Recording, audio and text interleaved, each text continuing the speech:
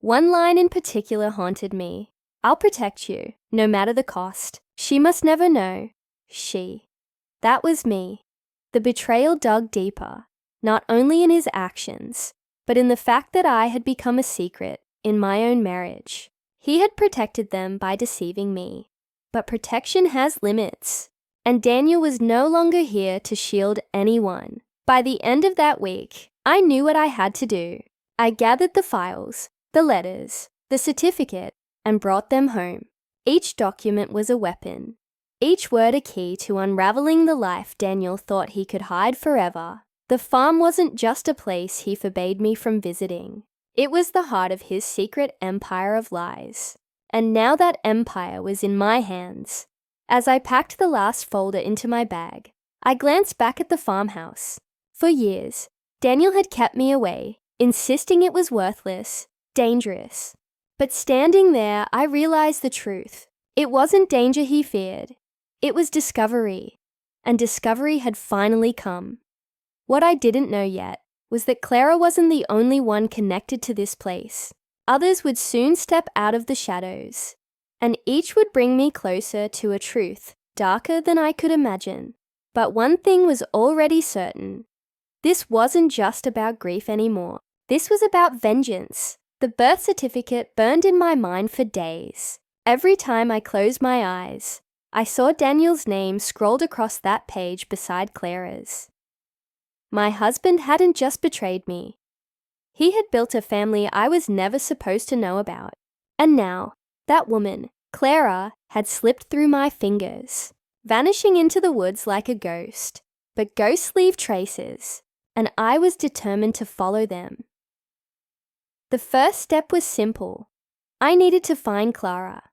The files from the farmhouse gave me pieces of her identity, full name, a few addresses, and payments linked to her bank account. Daniel had been meticulous, but in his precision, he left me a trail. I began searching quietly, careful not to involve anyone else. I couldn't bring myself to share the truth with friends or family. To them, Daniel was still the perfect husband, the man who had died too young. How could I destroy that illusion when I wasn't even sure how deep his betrayal ran? One evening, after hours of digging through records, I found her current address.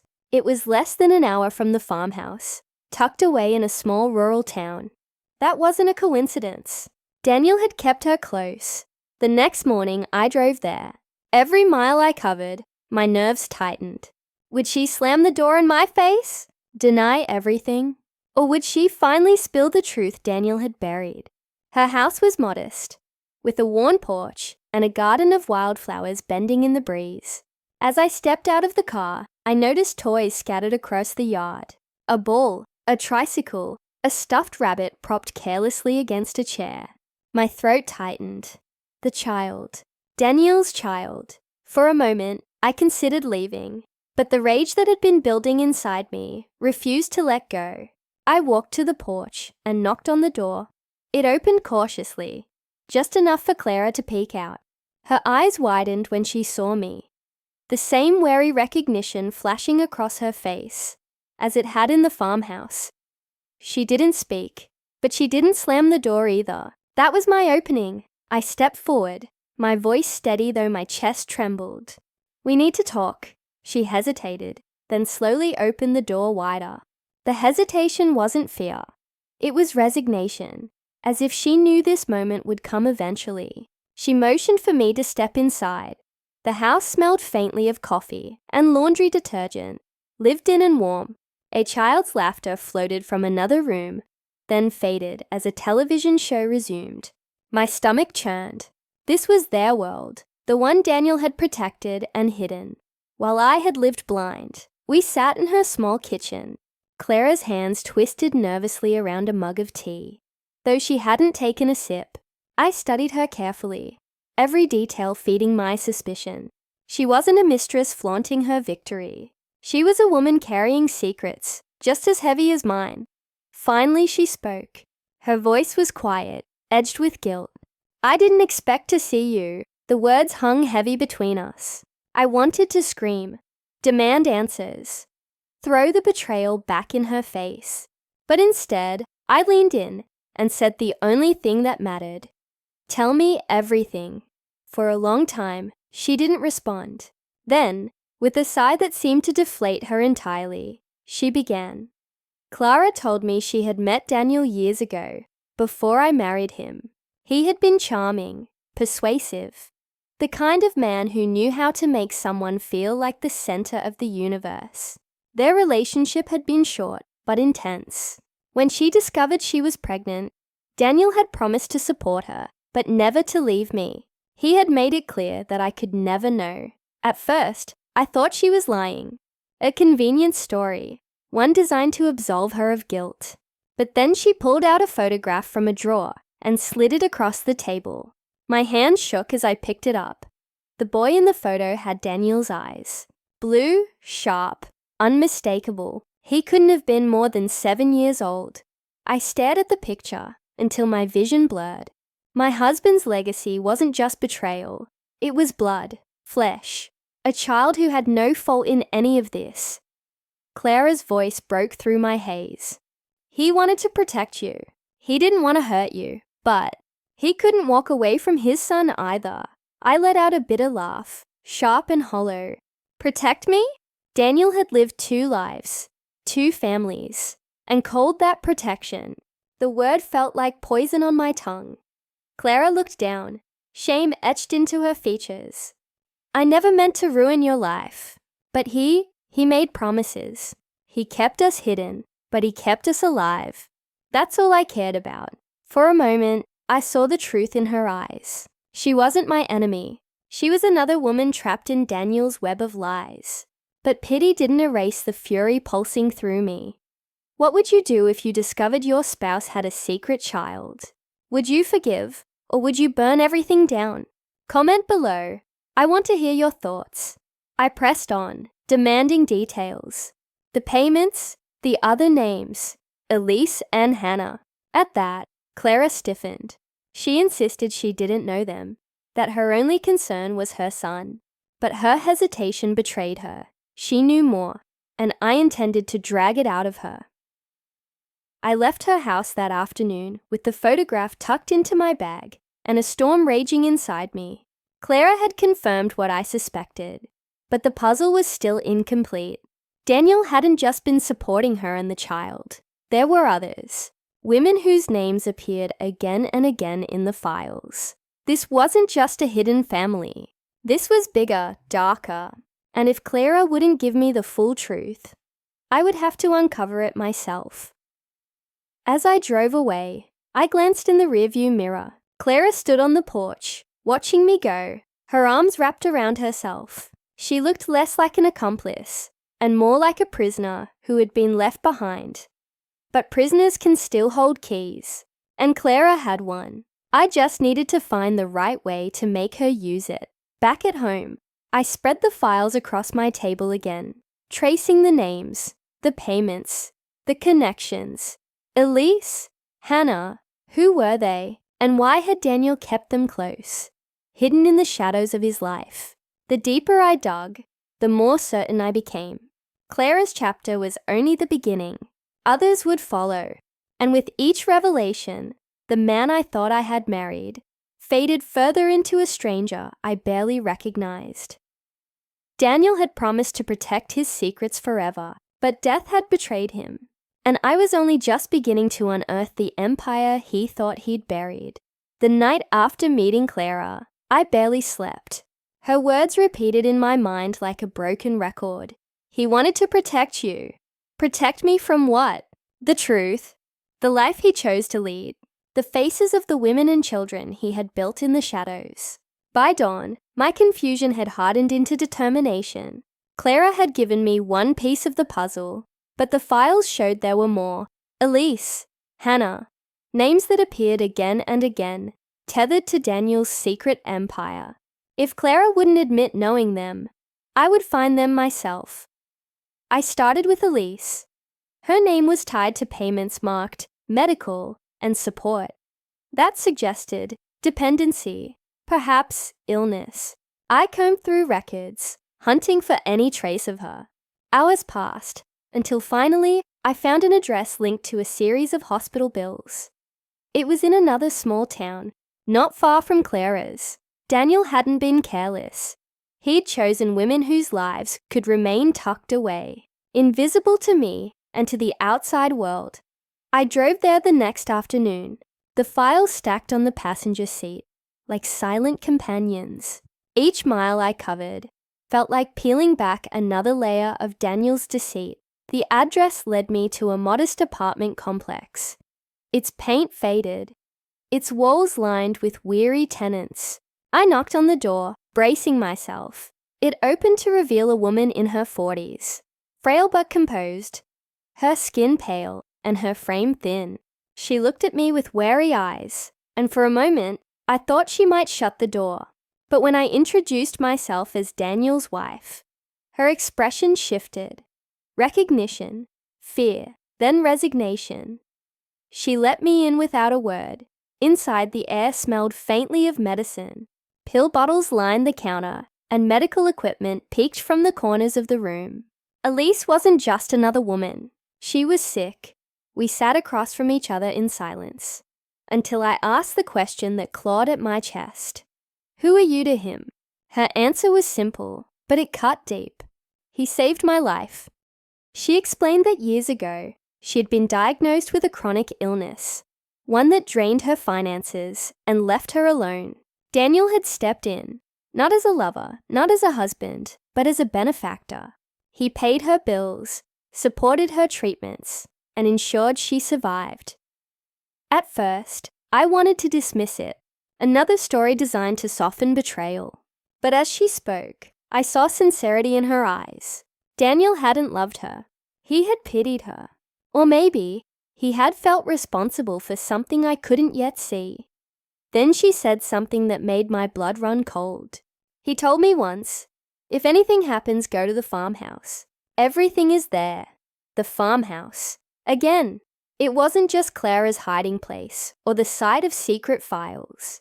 It was the hub, the center of everything Daniel had built. I pressed Elise for more, but she grew defensive. Whatever she knew, she wasn't willing to share it fully. I left her apartment with more questions than answers. But one thing was certain, Elise was part of the web. Back home, I pored over the files again. Hannah's name was next. Payments marked education were linked to her. Smaller amounts, consistent, spanning years. This one unsettled me the most. Education meant youth. She wasn't Daniel's lover. She was younger, perhaps much younger. The thought made me sick. I tracked her down to a nearby university, her name appearing on scholarship records Daniel had privately funded. My heart pounded as I walked the campus, searching until I finally saw her sitting under a tree, a book in her lap. She was no older than 21. My stomach turned. Daniel had been funding her since she was a child. Approaching her felt different than approaching Clara or Elise. She wasn't complicit. She was a victim of his choices, his control. When I introduced myself, she looked confused, then wary. But when I mentioned Daniel's name, her face softened with recognition. He was like a father to me, she said. The words pierced me, not because they revealed intimacy, but because they revealed responsibility. Daniel had raised her from a distance, guided her education, her life. He had been her benefactor, her protector, and I had never known. But then she added something that twisted my insides. He said I reminded him of someone he lost, someone he lost. I pressed her for answers, but Hannah knew little. She only knew that Daniel visited her occasionally, always with kindness, always with money to support her studies. She saw him as a guardian, nothing more. I walked away with my mind in chaos. Clara, Elise, Hannah. 3 women, 3 lives tied to my husband. Each connection different, each hidden, each part of a secret empire. I was only beginning to understand, but there was one common thread. They all pointed back to the farmhouse. Daniel had built something there, something bigger than any one of these women. And if I wanted the truth, I would have to dig deeper into that place, no matter the cost. That night, I returned to the farmhouse, alone. The air was colder, the silence heavier, as though the land itself waited for me to finally uncover its core. I searched rooms I hadn't dared to before, prying open drawers, lifting floorboards, pushing against the walls. Hours passed until finally, in the corner of the basement, I found it, a locked chest, old, heavy, and tucked away beneath a pile of rotting cloth. My hands trembled as I pulled it into the light. The lock was rusted, but sturdy. I smashed it open with a hammer I found nearby, my pulse roaring in my ears. Inside I found stacks of documents, photographs, and letters. But what caught my eye first was a single envelope, sealed tightly, my name written across it in Daniel's handwriting. I froze, the weight of it crushing me. This wasn't just a secret. This was meant for me. With shaking fingers, I opened the envelope. Inside was a letter, his final confession. And as I read the first line, my world shattered all over again. Are you hooked? Don't forget to subscribe for more stories like this. Things are about to get darker. Because Daniel's confession wasn't just about betrayal. It was about revenge, his revenge, and I was now trapped in it. The days following my first visit to the farm left me restless. I couldn't focus on work, couldn't concentrate on conversations, and every night I lay awake, haunted by the thought of what my husband had hidden all those years. The key, the farmhouse, the stranger who claimed to be his brother. It all gnawed at me like a puzzle with too many missing pieces. I decided to return, this time determined to stay longer, to uncover every secret buried within those walls. I packed a small bag, brought a flashlight, and drove out just after sunset, when the roads were quiet, and the town seemed to hold its breath. As I reached the farmhouse, the air felt heavier, the silence more oppressive. Unlocking the door again, I stepped inside, and this time, I noticed details I had missed before. A faint smell of old paper mixed with smoke lingered in the air. On the mantel above the fireplace, a photograph sat slightly hidden behind a stack of old letters. When I pulled it out, my heart nearly stopped. It was a picture of my husband, younger, standing with the same man I had met at the farm. But beside them stood a woman, holding a baby. Her eyes looked familiar, too familiar. She had my husband's eyes. My pulse quickened as I studied the photo. Was this his first family? A secret wife and child? My chest tightened. Betrayal coursing through me, even as I struggled to make sense of it. I rummaged through the drawers, searching desperately for more answers. Beneath a pile of dusty receipts, I found a journal bound in cracked leather. Opening it, I realized it was written in my husband's handwriting. The first entries were mundane. Weather notes, farming schedules, business figures. But as the pages turned, the tone darkened. He wrote about debts, about danger, about someone watching him. Then came entries filled with apologies. Apologies to me, to the life he had left behind, and promises that one day the truth would surface. The final entries were almost illegible, scrawled in panic. Words like betrayal, blood, danger, farm. Secret repeated again and again, as if he were racing against time to confess before something terrible happened. Suddenly, I heard movement outside, gravel crunching under cautious footsteps. My breath caught. I quickly closed the journal, slipped it into my bag, and turned off the flashlight. My heart hammered as I listened. The front door creaked slightly, then fell silent, as if someone was testing whether the house was occupied. Every instinct told me to hide, but instead, I steadied myself and stepped toward the shadows waiting. After a long pause, the sound of footsteps retreated, fading into the distance. Whoever it was, they knew someone had been there. Shaken but resolute, I locked the farmhouse and returned home, gripping the journal as if it were my lifeline. That night, I couldn't sleep.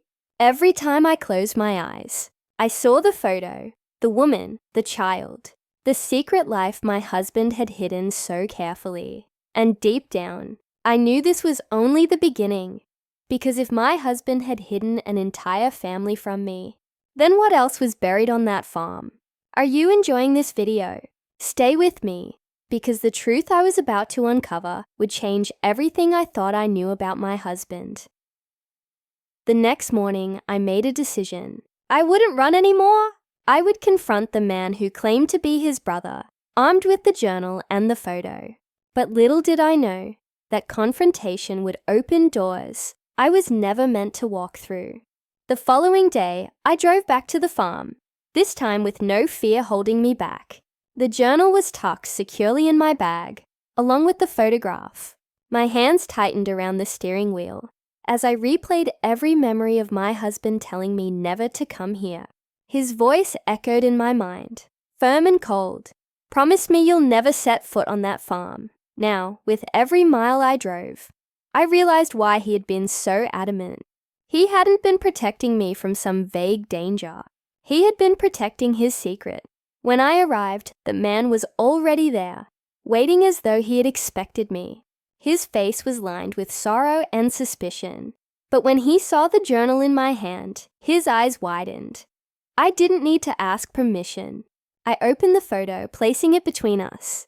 His gaze lingered on it, and for the first time, I saw something shift in him. Not anger, but grief. He spoke little, his words brief and heavy. He admitted he was my husband's brother, but what he revealed next made my stomach drop. My husband had indeed lived another life before me. The woman in the photo was his first wife, and the child, his daughter. But tragedy had struck. According to the brother, his wife had died mysteriously. Some said illness, others whispered foul play. The child was sent away for safety, her whereabouts deliberately hidden. And my husband, he had left that life behind, remarrying me years later, burying his past as though it had never existed. I struggled to process his words. Betrayal burned hot in my chest, but before I could speak, the brother leaned closer, his voice low, urgent. He told me my husband hadn't left that life willingly. He had been forced to abandon it because of debts. Debts to people who didn't forgive, people who had followed him for years. That was why he had written those final entries in the journal. He was being hunted. The brother's eyes flickered with unease as he confessed one last detail. He wasn't just watching the farm for himself. He was making sure they hadn't returned. The weight of his words pressed down on me. My husband hadn't just lied about another family. He had dragged me unknowingly into a shadow of danger I hadn't asked for. That night, I sat alone with the journal, combing through every page again, hoping for some clue that would tell me what to do. And then I found it. Tucked into the back cover was a folded letter, one I hadn't noticed before. The paper was yellowed, the handwriting hurried, but the message was clear. My husband had written it to me, though he never delivered it. He confessed everything, his debts, his enemies, his fear that one day his secrets would find me, and at the very end, a chilling warning. If you are reading this, it means I failed to keep them away. Don't trust anyone who comes to the farm, not even my brother. My blood ran cold. The very man I had trusted to explain the truth might be the same man my husband warned me against. Don't forget to subscribe for more stories like this, because what came next was not just about secrets anymore. It was about survival. As I folded the letter back into the journal, one thought consumed me. I had to find the daughter. Only she held the missing piece to this dangerous puzzle.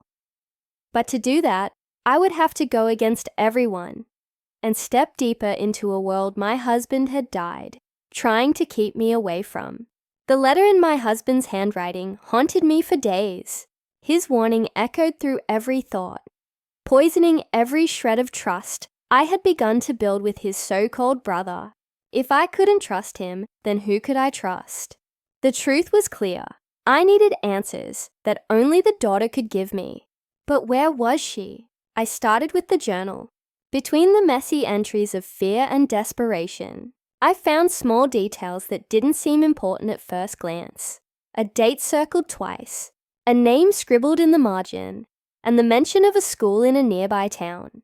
It felt like a trail of breadcrumbs he had left, perhaps unconsciously, leading to the child he had abandoned. I followed the clues. Days turned into weeks. As I pieced together fragments of information, I visited libraries, dug through old public records, and even spoke with townsfolk who remembered the farm family that had vanished so suddenly years ago.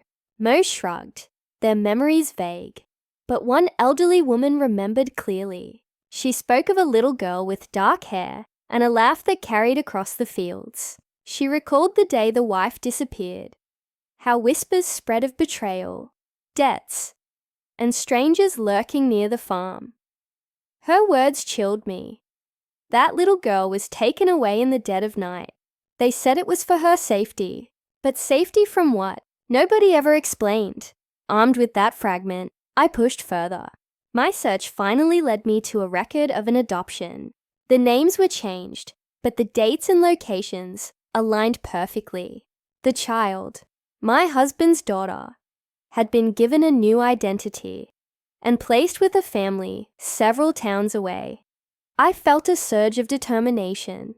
I had to find her, not just for answers, but for justice. She deserved to know the truth about her father, the good, the bad, and the deadly secrets that had consumed him. But the closer I got to finding her, the more I felt the shadows tighten around me. On one of my late-night drives home, I noticed headlights in my rearview mirror. At first, I dismissed it as coincidence.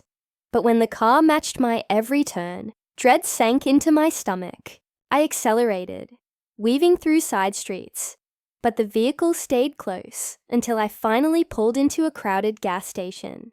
Only then did it disappear into the night. That was my confirmation. Someone was watching me, just as they had watched my husband. Where are you watching from? Comment your country below, because as I tell you this, I wonder, what would you have done in my place? Kept searching, or turned back before it was too late? I chose to keep going. I couldn't stop now. The truth was too close. One stormy evening, after weeks of searching, I finally stood outside a modest house in a quiet neighborhood. Through the window, I saw her, a young woman now, perhaps in her 20s. Her features a haunting reflection of my husband's. My breath caught. I had found her, but before I could gather the courage to knock on the door, a hand grabbed my arm from behind, yanking me back into the shadows. I turned, heart pounding, and saw him, the brother. His expression was hard, his grip unyielding, and his words cut deeper than any knife. You shouldn't have come here. At that moment, I knew I was standing on the edge of a secret, darker than I had ever imagined. His grip tightened on my arm as the storm raged above us. Lightning lit his face for a split second, revealing an expression that was neither brotherly nor protective. It was cold, almost menacing. My husband's warning in the letter screamed through my mind. Don't trust anyone who comes to the farm, not even my brother. I wrenched my arm free, demanding to know why he had followed me here. But he only shook his head, eyes darting toward the house. You don't understand what you're walking into, he said quietly, his tone more like a threat than a caution. That girl inside, she isn't safe. And if you're here, neither are you. Fear and suspicion battled inside me. But before I could respond, the front door of the house opened. The young woman I had spent weeks searching for stepped out onto the porch, umbrella in hand. She looked at us curiously, not recognizing me, not recognizing him. At least, not yet. For a moment, I froze. This was my husband's daughter, flesh and blood, and yet, because of the secrets he had buried, I was nothing more than a stranger to her. The brother tugged at my sleeve, pulling me back into the shadows. Leave now, he hissed, before you ruin everything. But I didn't move. I couldn't. I watched as the girl walked to her mailbox, completely unaware of the storm of lies and danger swirling around her existence. My heart ached with the weight of what I knew, and the truth she had every right to learn. I whispered back to him, steady and defiant. She deserves to know, and I deserve to tell her. His face hardened, and in that moment, I understood something chilling. He wasn't trying to protect her from me. He was trying to protect himself. The storm grew louder, wind whipping through the trees, as if nature itself was urging me to make a choice. I could walk away, leaving the girl in the dark forever. Or I could step forward and risk everything, my safety, my peace, maybe even my life, for the truth. Are you enjoying this video? Because what I chose next would set everything into motion. The revenge, the reckoning, and the justice that had been denied for far too long. Summoning every ounce of courage, I pulled away from him and stepped out of the shadows. Calling her name, the young woman turned, umbrella tilting slightly as her eyes fell on me. Confusion crossed her face, then curiosity. She started to walk toward me. Behind me, I heard the brother mutter a curse under his breath. His voice was sharp, low, and filled with panic. You don't know what you've done. But it was too late. The truth was no longer hidden in the farm, in dusty journals, or whispered warnings. It was standing right there in the storm, waiting to be spoken, and as the girl reached me, her eyes searching mine, I knew this was the beginning of something far more dangerous than I had ever imagined. Rain poured down in heavy sheets, soaking my clothes, as I stood frozen in front of the young woman. Her face, so strikingly familiar, reminded me of the man I had loved, the man who had sworn he had no past worth knowing. Now, his secret stood in front of me, alive and breathing. She looked at me with questioning eyes, tilting her head ever so slightly. Do I know you? Her expression seemed to say, though no words passed her lips. My heart pounded as I opened my mouth, ready to reveal the truth. But before I could, the brother stepped forward, his tone sharp and commanding. This is a mistake, he growled. His eyes never left me, but his words were meant for her. Get back inside, now. The girl hesitated, confused. She looked at me, then at him, and back again. Her instincts told her something wasn't right. I saw it in the way her grip tightened on the umbrella, in the way her body shifted, as if preparing to run. I had to act fast. I pulled the photograph from my bag, holding it out in the rain. The drops smeared the edges, but the image was still clear. Her mother, her father, and a baby that looked just like her. The young woman's eyes widened, her breath catching. She stared at the photo as if the ground beneath her had suddenly given way. This is you, I whispered, my voice trembling, but strong enough to cut through the storm. Her lips parted, but before she could speak, the brother lunged forward, snatching the photo from my hand and crumpling it in his fist. His voice was no longer calm. It was a roar, filled with desperation. She doesn't need to see this. She doesn't need to know. The girl recoiled from him, fear flashing in her eyes. She turned back to me, demanding silently for answers. And in that moment, I realized my husband's warning had been right. His brother wasn't just hiding something. He was protecting himself from being exposed. I tightened my grip on the journal in my bag. The final entries, the letter, the warnings, they were my weapon now. I looked the girl in the eye and spoke with steady resolve. Your father loved you. He tried to protect you. But there's so much you've never been told, and I think it's time you knew the truth. Lightning cracked above us, the thunder rolling like an omen. The brother stepped closer, his presence looming, his voice low and venomous. If you open your mouth, you won't live long enough to regret it. But fear no longer controlled me. My husband had died with his secrets, but I refused to die with mine. Don't forget to subscribe for more stories like this, because what came next wasn't just about revenge anymore. It was about exposing everything, no matter the cost. The girl's trembling hand reached out toward me, silently pleading for the truth. And in that moment, I made my choice.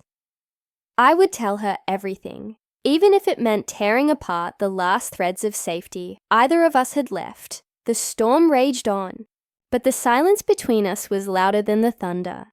The girl's eyes locked onto mine, wide with both fear and desperate curiosity. I could see it, the hunger for truth, the ache of 1,000 unanswered questions she had carried unknowingly all her life.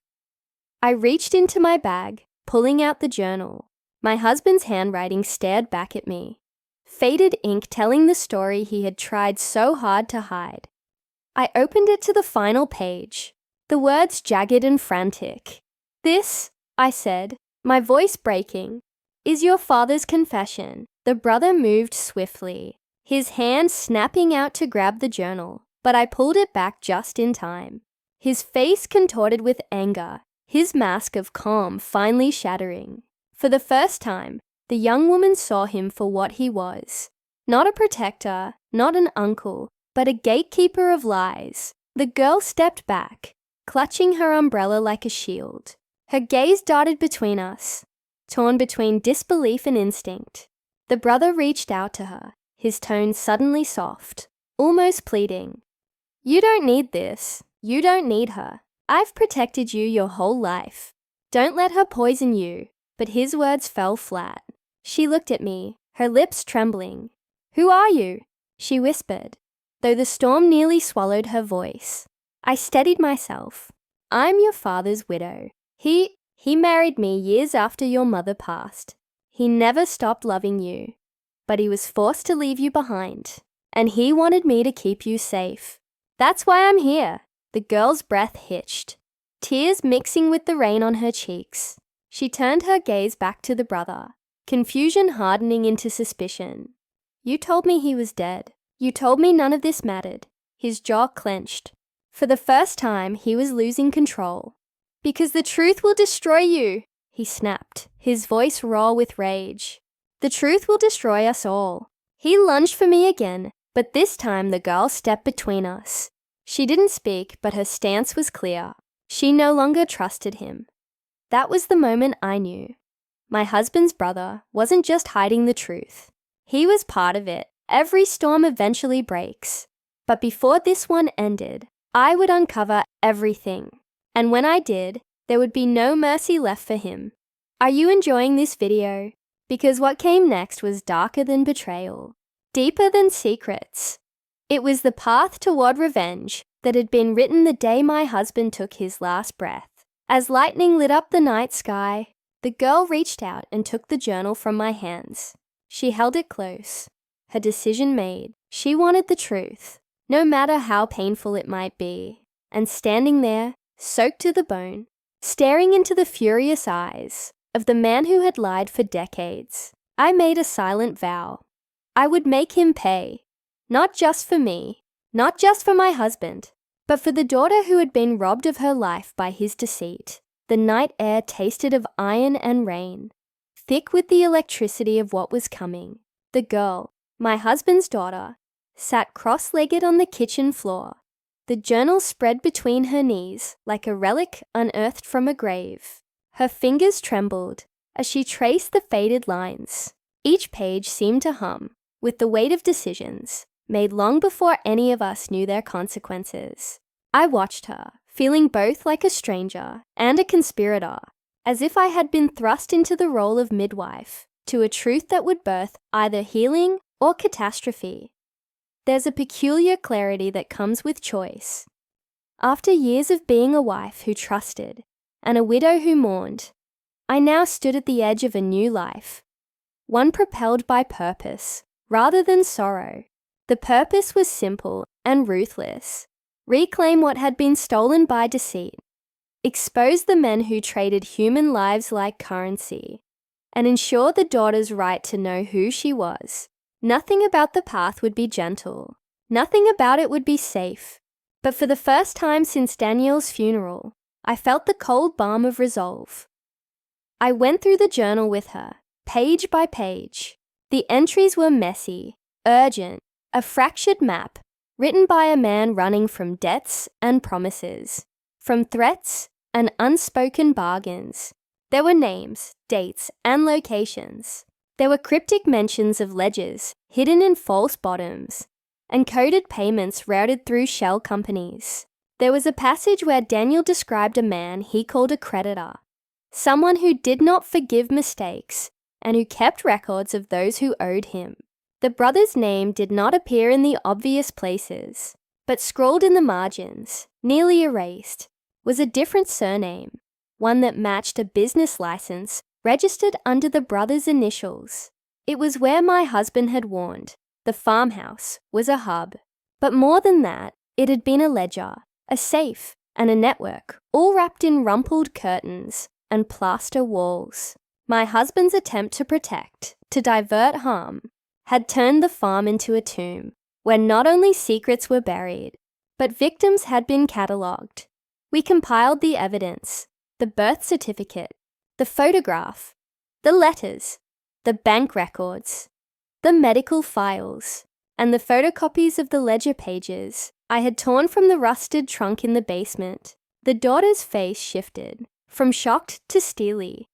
As she absorbed the enormity of the betrayal, she understood, with an instinctual certainty, that her life had been parceled out like a ledger entry, along with obligations and promises, things that had nothing to do with her, and everything to do with the men who had made deals in shadows. She asked, without words, what we would do now.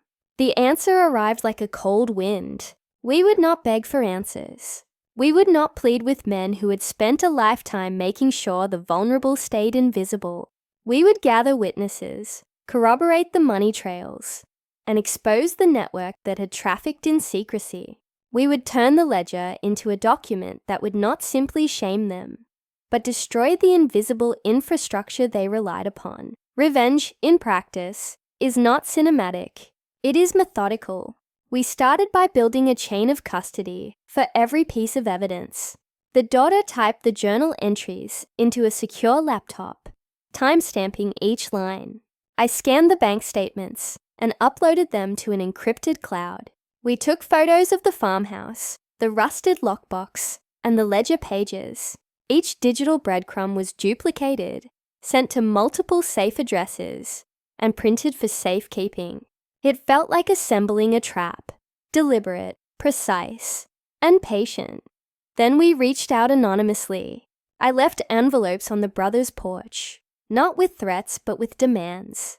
The letters contained a single proposition: return what was owed to those you've harmed, or watch the ledger go public. He did not reply. Instead, he escalated. It began with subtle signs. A car idling down the lane while we visited the courthouse for public records. A light left on, outside the daughter's house at 3 a.m. A shadow caught on a neighbor's security camera. Intimidation is a crude tool, but it works when fear is cultivated. We refused to be frightened into silence. We documented every occurrence and added it to our growing dossier of deliberate harassment. We called a lawyer, under the daughter's name, who agreed to look into the shell companies and the circuitous flows of money tied to the brothers' businesses. The lawyer warned us quietly that men like the brother didn't collapse under simple exposure. They fought back with lawsuits, private investigators, and sometimes with violence. That only hardened my resolve. If he intended to fight, he would face more than a grieving widow and a confused daughter. He would face a coalition of evidence, witnesses, and a woman who had nothing left to lose. We recruited allies the way surgeons recruit instruments, carefully, selectively. There was the elderly woman who remembered the little girl on the farm and who swore she had heard threatening voices the night the child disappeared. There was a former accountant, disgraced and quietly furious at the men who had used figures to justify cruelty, who agreed to look at the ledger and corroborate discrepancies. There was a young journalist eager for a story that smelled of corruption. Each ally added credibility, human faces, to counter the brothers' facades. Our plan had 3 phases. Phase 1, legal documentation and public exposure. Create an undeniable record. Phase 2, force the brother into a corner by making the ledger's contents unavoidable. Release to the press. File motions with the court. Phase 3, reclaim the daughter's identity publicly. Sever any legal ties that would allow those men to manipulate her future for profit. We knew the risks. The brother's retaliation could be ugly, but the ledger suggested he feared one thing more than anything: exposure. He had built his life around secrecy. Publicity would unmake him. Days turned into a blur of paperwork, meetings, and surveillance. The daughter reclaimed her name on record, applying to change legal documents and demand access to records that had been sealed. I confronted people. Quiet conversations with bank managers. Discreet meetings with clerks who could verify transactions. A visit to the county office where business licenses were filed. Each step loosened a knot. Each document we obtained tightened the web around the brother. One evening, as the sun dipped low and the daughter returned from a meeting at the attorney's office, we found a note tucked under her doormat. No handwriting, no signature, just a single line printed on thick paper. It was not a threat in the conventional sense. It was a statement of intent. The ledger's contents would be exposed only on his terms. It meant we had crossed a line. I felt the old familiar surge of anger, but beneath it was a new sensation, a grim satisfaction. For years, Daniel had tried to shield his mistakes. Now, the men who had exploited others for profit and silence would be forced to answer. The daughter looked at me and nodded. No words necessary. We had committed to a path that would either destroy us or set us free before we could take the next step, before we could hand their dossier to the journalist who had promised to run an explosive piece. The brother made his move. It was not the overt violence I had feared. It was sharper, more precise. He filed a lawsuit. The lawsuit accused me of trespassing, of stealing property, and of coercing the daughter into false statements. The words hit the page with the cold efficiency of a blade. He sought an injunction to silence us and reclaim the journal and any files wrongfully obtained. It was a legal chokehold designed to halt the momentum we had worked so hard to build. The daughter and I sat in my kitchen, the rain starting again outside, reading the complaint. The paper rustled like a whisper of the past. For a moment, defeat loomed. Legal fees, court dates. The threat of our names appearing in headlines painted as criminals rather than victims. But then, beneath the paper's weight, I found something else. A chance to bait him into the light. Are you enjoying this video? Because what happened next would turn the tables in ways he never imagined. We would not cower from the lawsuit. We would contest it. We would use the court as a stage to demand answers, to produce the ledger, the bank records, and witnesses. We would force him to defend himself publicly.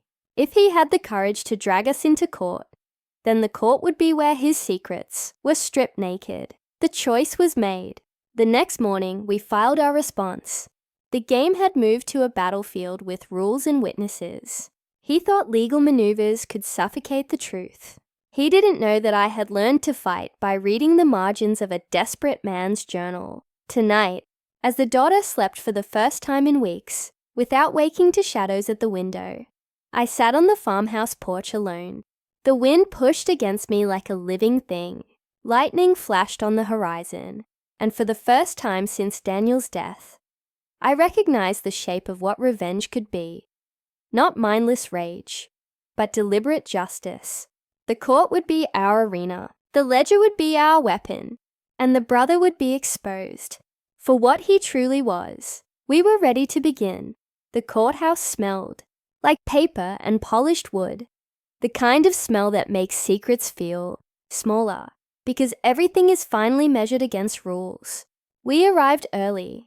the daughter and I carrying our copies of the ledger, the journal, the bank statements, and a stack of witness statements bound like a small, quiet army. The brother had expected to suffocate us with legal force. Instead, we planned to suffocate him with facts. From the moment the judge entered the room, the air changed. Courtrooms are stages where the strong wear, patience like armor, and the guilty learn to sweat under the light. We sat, arms steady, letting the brother's attorney make the first move. Their motions were polished and precise, a practiced attempt to make guilt look like truth. But we had something they could not erase: the paper trail, time-stamped and verified, eyewitness accounts, and a journalist ready with an embargoed story that would break the moment the judge ruled in our favor. As the proceedings unfolded, the brothers' confidence began to crack. Each piece of evidence we presented was a nail hammered into the coffin of his narrative. Bank ledgers printed with identical handwriting patterns that linked shell accounts to his businesses. Medical records with payments routed through third parties.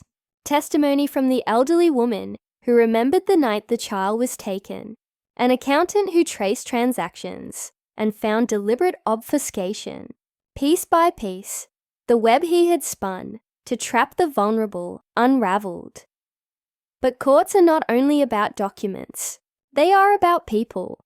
The daughter, once fragile with the weight of a stolen life, read from the journal with a voice that did not tremble. She conveyed the small cruelties and the hidden kindnesses.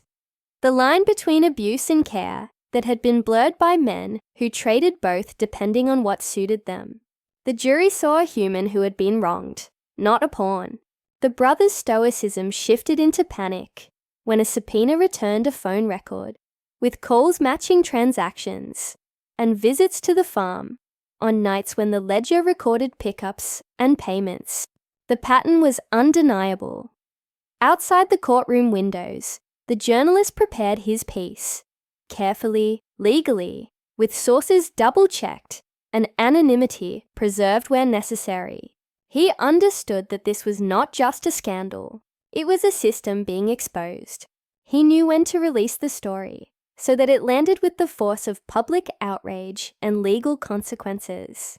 We timed everything, so the story's publication would coincide with a key hearing, ensuring the public would see the ledger. When the judge reviewed the motions, the brothers' legal team tried to counter by claiming coercion and theft, painting our evidence as manipulated. The defense's theater was effective for a moment, stoking doubt. But then the accountant took the stand, walking the courtroom through a labyrinth of numbers with slow, deliberate clarity. He showed how funds had been siphoned, how accounts were wrapped in layers of shell companies, and how every ledger entry matched a pattern of exploitation, not generosity. The turning point came when a former confidant of the brother, an ex-employee whose conscience had finally outweighed fear, stepped forward. He described late-night meetings, threats exchanged under breath, and an instruction to keep certain names off the books. He admitted to helping with the obfuscation, and his remorse made his testimony credible. When someone who once benefited from the scheme turned, the foundation of the brothers' defense crumbled. Public reaction was immediate. Once the journalist article went live, social media churned with outrage. People who had been ignored for years suddenly had faces and stories. Calls for investigations poured into agencies that had once shrugged at rumors. The ledger's exposure became a demand for accountability, and the tide shifted fast. The judge, pressed by mounting evidence and the court's duty to prevent further harm, denied the brothers' injunction. The attempt to silence us backfired spectacularly. Instead of burying the ledger, his lawsuit had given the documents a legal airing, ensuring they were scrutinized, authenticated, and recorded. The courtroom that had meant to gag us had instead amplified our case. With the injunction denied, criminal investigations unfolded on multiple fronts. Financial crimes units opened files, tax authorities reviewed filings, and a special prosecutor took interest in the pattern of exploitation. The brothers' businesses were audited, and bank accounts were frozen pending further inquiry. The man who had once stood as a guardian to many found himself isolated, legally entangled, and stripped of the facades he had relied upon. And yet, the true victory was not only legal. It was the daughter reclaiming her identity and her narrative. After the court's preliminary rulings, she changed her name publicly, filed for full access to her records, and announced her intention to bring suit, not only for the harms done to her, but to seek restitution for others like her. Her courage inspired the elderly woman who had witnessed whispers to file a civil suit, and one by one the invisible became visible. Revenge, as it turned out, was not a single act, but a long sequence of public dismantling. The brother had used fear to control people. His downfall came when those people no longer spoke in whispers, when allies stepped forward, when documents were read aloud in a courtroom, and when a daughter demanded to know her past. There were darker moments. Threats continued, anonymous and chilling. A brick through the daughter's window. A car that waited too long outside our home late one night. But those acts of intimidation only galvanized us. They revealed that the brother feared exposure more than confrontation, and that fear made him reckless. Each reckless move left traces. Security footage, witness accounts, digital breadcrumbs that only strengthened the investigator's case. As the weeks turned into months, the brothers' empire collapsed faster than any of us expected. Bank seizures, business license revocations, criminal charges for fraud and coercion. The man who had believed himself untouchable now sat in courtrooms of a different kind. Ones where he was the defendant, and where victims were witnesses, unafraid and clear-eyed. Watching the process unfold, I realized that my husband's intent had been grotesquely misunderstood. He had not created the ledger to profit. He had created it under duress, bending to threats from those higher in a chain he could not break. His entries were a record born of survival and shame. That complexity did not absolve him of deceit, but it reframed him as both perpetrator and victim, someone who had made choices to hide truth and to protect, all under pressure from monstrous forces. In the end, justice took multiple shapes.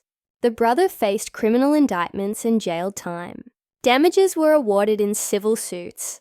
Institutions that had turned a blind eye issued apologies. The daughter received a formal apology from certain parties who had once been complicit in her erasure, and she was offered support to rebuild the parts of life that had been stolen. But revenge was not fulfilled by documents or verdicts alone. True closure came one quiet afternoon when the daughter and I returned to the farmhouse. The property that had once been a tomb of secrets felt different. Air moving through open windows, sunlight across the weathered floorboards. We walked through the rooms together, reading passages from the journal aloud, not to justify what happened, but to place it where it belonged, in the past. We sat on the porch as evening settled, and there was a peacefulness that had nothing to do with victory or punishment. It was a softer thing, resilience. The daughter had found her name, and I had reclaimed my life from the weight of a marriage built on halves. We had honored the memory of a man who had both loved and failed us by refusing to be silenced, by turning his final confession into a plea for truth. Are you enjoying this video? If this story moved you, remember to subscribe for more tales of secrets unearthed and justice served. Where are you watching from? Comment your country below. I'd love to hear your thoughts. The reckoning changed many lives. Some were freed. Others were forced to face the consequences of choices made in shadows. The ledger became a tool for healing because it allowed people to name what had been done to them. And for me, revenge was not the cruel satisfaction of watching someone fall. It was the restoration of a stolen story and the righting of wrongs that had long been ignored. Months later, as I stood at a small memorial on the farm, where a single tree had been planted in memory of the wife who had once vanished, I felt a strange peace. The daughter held my hand. Together, we had walked from grief to purpose. Daniel's mistakes would never be erased, but his last warning had not been in vain. It had set in motion a sequence of truths that could not be stopped. Once they were spoken aloud, the brothers' name faded from gossip into court records, and then into the background of a community that had learned the cost of silence. New safeguards were discussed in town meetings, awareness campaigns launched, counseling funded for those who had been hurt. Justice had ripple effects, and its echoes would be felt by people who had once been kept small by secret ledgers and quiet threats. And as the sun dipped below the horizon, painting the farm in gold, I realized that revenge had given way to redemption, not for everyone, but for those who had the courage to look truth in the face and to stand together until the ledger was finally closed. Don't forget to subscribe for more stories like this. Welcome back to Revenge Empire, where ordinary lives twist into extraordinary tales of betrayal, secrets, and sweet revenge. Today's story is one you won't forget. My husband died, keeping a secret. Until I went to the farm, he always forbade me to visit. Stay with me until the end, because this story is packed with shocking discoveries and justice you'll never see coming. Are you enjoying this video so far? Don't forget to subscribe for more gripping revenge stories. When my husband Daniel passed away, everyone described him as a hard-working man, loyal to his family, and a dedicated husband. To the outside world, his sudden heart attack was nothing more than a tragedy that left a widow in mourning. But for me, grief wasn't the only thing I carried. I carried questions that haunted me in the silence of our empty house. Daniel had been many things: kind, protective, and at times secretive. For years of our marriage, there was one peculiar rule he never allowed me to break. I was never to visit the old farm. The land had been in his family for decades, though he never worked it himself. He said it was unprofitable, run down, and not worth the time or effort. Whenever I asked, his tone would harden. "Don't go there," he'd say. "It's not safe." At first I accepted it. Every marriage has its mysteries, its locked drawers and closed doors. But after his death, something inside me shifted. Grief has a way of sharpening instincts, of urging you to search for meaning in the fragments left behind. And in the fragments Daniel left me, the farm stood out like a shadow on a sunny day. The will reading was a quiet affair. His lawyer handed me documents with rehearsed condolences, but buried within them was something strange. Daniel had left specific instructions about the farm. It was to remain untouched, unsold, and unvisited for a year. Why would a man who had always dismissed the place as worthless care so much about its future, even after death? That night, I sat alone in our bedroom. His clothes still hung in the closet. His scent still clung to the sheets. But instead of comfort, I felt unease. What was he hiding there? Why did the farm matter so much that it followed him even into his will? Would you also feel the same urge to uncover the truth if it were you? Comment below and tell me what you'd do in my shoes. I tried to push the thought away, but the more I resisted, the stronger it pulled at me. My days became restless. I replayed conversations, moments when he seemed distant, times he'd quickly change the subject if the farm was mentioned. I thought back to the rare occasions when I'd suggested we visit together. His reaction was always the same: tightened jaw, cold eyes, and an abrupt no. Weeks after his funeral, I finally gave in. I decided to drive out there. The farm wasn't far, just an hour away, down winding roads I'd never traveled. As I approached, the air grew heavier, as though the land itself knew it carried secrets. The farmhouse was old, weathered, and surrounded by acres of neglected fields. The shutters hung loose, paint chipped away, and silence stretched across the property. Yet despite its decay, I couldn't shake the feeling that someone had been there recently. A set of tire tracks curved into the dirt driveway, fresh against the soil. My heart pounded. I hadn't told anyone I was coming. Who else could be here? I stepped out of the car, cautiously, scanning the surroundings. The silence was deceptive, too still, almost staged. I unlocked the front door, surprised when the key Daniel had left on his ring slid easily into the lock. The hinges groaned as I pushed it open, dust swirling in the beam of light. The inside was cluttered, but not abandoned. Old furniture sat beneath sheets, but the floors were swept, and the air carried faint traces of smoke, as if someone had used the fireplace not long ago. On the kitchen table, I noticed something that didn't belong in a forgotten farmhouse. A stack of neatly organized files. I hesitated, then opened them. My breath caught as I scanned the first page. It wasn't about farming, crops, or land management. It was financial records, transactions, deposits, withdrawals, all under Daniel's name. But the amounts were staggering, far beyond what I ever knew he earned. Had my husband been hiding money from me? I turned the pages quickly, my hands trembling. Some of the entries were linked to unfamiliar names, women's names, payments made monthly, consistently, over years, each with a note: care, support, education. My pulse raced. This wasn't just a secret account. It was a life I didn't know existed. Suddenly, a creak echoed from upstairs. I froze. My throat tightened, every nerve screaming. Someone was here. I closed the files quickly, heart hammering against my ribs. My mind spun. Should I run? Should I confront whoever was upstairs? But before I could decide, footsteps began descending, slow and deliberate, each one pressing down on the wood with purpose.